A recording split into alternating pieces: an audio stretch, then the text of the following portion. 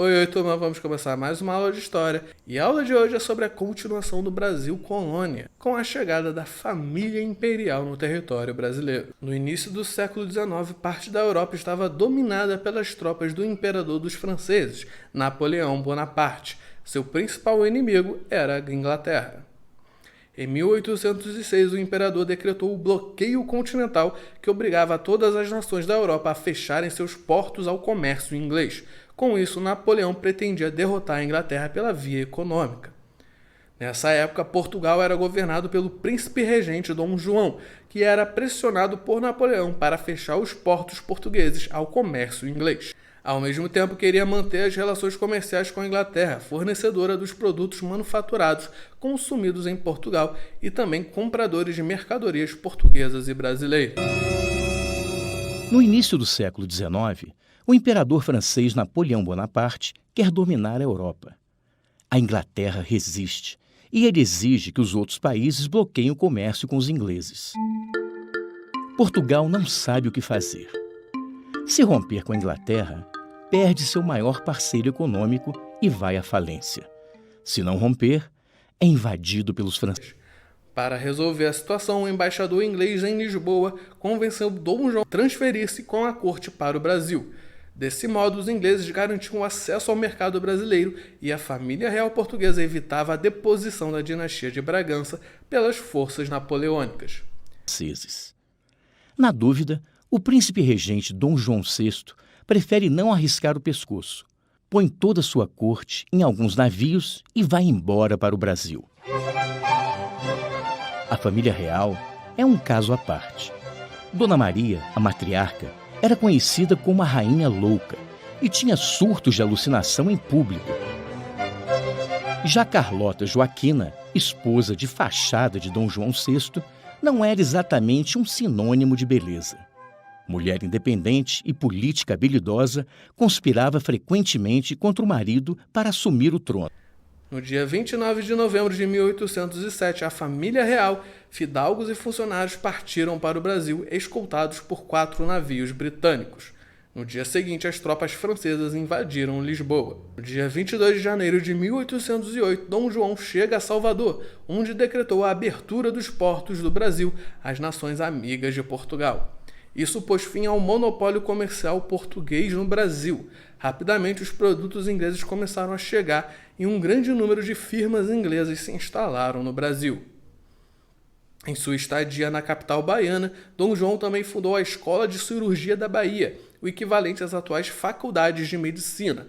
Após 3 meses em Salvador, rumou para o Rio de Janeiro, onde desembarcou em março do mesmo ano. O Rio de Janeiro recebe a realeza com festa, mas os portugueses recém-chegados enfrentam problemas para se adaptar a uma cidade precária, sem nenhuma estrutura urbana.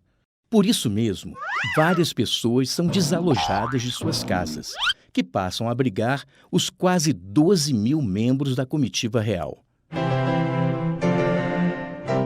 Milhares de empregos públicos são criados para sustentar toda essa gente, e a política do favorecimento vira uma prática, com os tradicionais rituais de beijamão de Dom João VI. Em 1810, Dom João assinou o Tratado de Comércio e Navegação. Entre outros atos, este estabelecia a taxa de 15% sobre a importação de produtos ingleses, enquanto Portugal pagava 16% e as outras nações 24%. O Brasil abre os portos para a Inglaterra, que, em troca, abre os cofres para o Brasil, alimentando a nossa eterna dívida externa. Mas o dinheiro em circulação também traz melhorias para o país, que, com o passar do tempo, deixa de ser colônia para se tornar um reino. O Rio de Janeiro ganha ares de cidade maravilhosa, com saneamento, ruas calçadas e edificações modernas. O comércio e a indústria se desenvolvem, o exército e a marinha são aparelhados e a educação e a cultura florescem, com a criação de escolas, teatro e biblioteca pública. Missões estrangeiras visitam o Brasil e artistas renomados se mudam para cá. Dom João elevou o Brasil a Reino Unido de Portugal e Algarves. Assim, o Brasil deixava de ser uma colônia e passou a ter o mesmo status político de Portugal. Isso significava participar da política do reino, enviando deputados às cortes de Lisboa. Era um passo importante para a emancipação política do território. No entanto, nem todos estavam satisfeitos com o governo de Dom João VI no Brasil. Várias províncias brasileiras sentiam-se abandonadas e viam que as melhoras só beneficiavam a capital. Desta maneira, em Recife, no atual estado de Pernambuco, instalava uma revolta que pretendia fundar outro país chamado Confederação do Equador. A resposta de Dom João VI foi imediata e o movimento reprimido com violência. Desde a vinda da família real para o Brasil, Portugal estava à beira do caos. Além da grave crise econômica e do descontentamento popular, o sistema político era marcado pela tirania do comandante inglês que governava o país. Tudo isso levou os portugueses a aderirem a um movimento revolucionário que teve início na cidade do Porto em 24 de agosto de 1820. A Revolução Liberal do Porto pretendia derrubar a administração inglesa, recolonizar o Brasil e promover a volta de Dom João VI para Portugal e elaborar uma Constituição. Diante desses acontecimentos, no dia 7 de março de 1821, Dom João VI anunciou sua partida. No entanto, deixava no Brasil seu filho mais velho e herdeiro do trono, Dom Pedro, fazendo-o regente do Brasil. No dia 26 de abril de 1821, Dom João VI parte para Portugal, com a rainha Dona Carlota Joaquina e o príncipe Dom Miguel e as filhas do casal. O novo regente do Brasil, Dom Pedro, tinha 23 anos.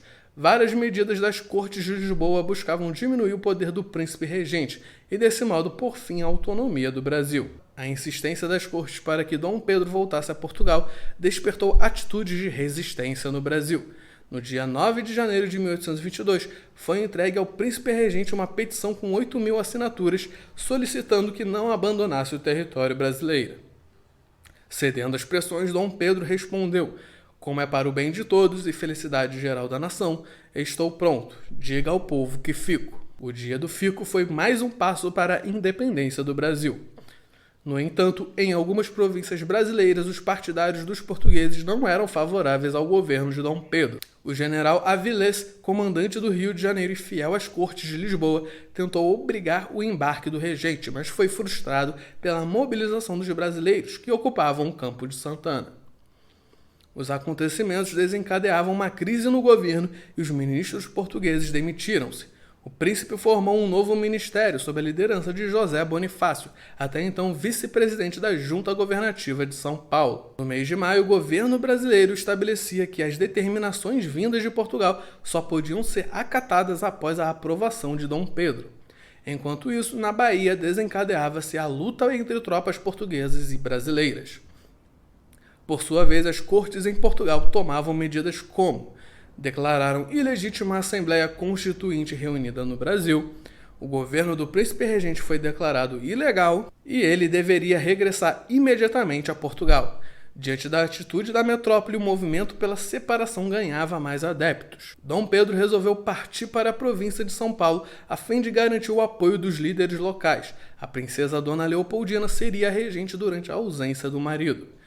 No dia 7 de setembro de 1822, voltando para o Rio de Janeiro, Dom Pedro se encontrava às margens do riacho Ipiranga, em São Paulo, quando recebeu os últimos decretos de Lisboa, um dos quais o transformava num simples governador, sujeito às autoridades das cortes. Essa atitude o levou a decidir que estavam cortados os laços que uniam o Brasil a Portugal. Assim, ordenou que todos os presentes tirassem dos uniformes as insígnias portuguesas que levavam e teria gritado independência ou morte. Daquele momento em diante, este seria o lema de todos os brasileiros. No dia 12 de outubro do mesmo ano, Dom Pedro foi aclamado como o primeiro imperador do Brasil, com o título de Dom Pedro I, sendo coroado em 1º de dezembro de 1822. Em 1822, o Brasil se torna independente de Portugal, mas continua dependente dos empréstimos da Inglaterra, do sistema escravocrata e dos senhores de engenho. Então é isso, turminha. Terminamos a aula de hoje. Tchau, tchau e lavem as mãos.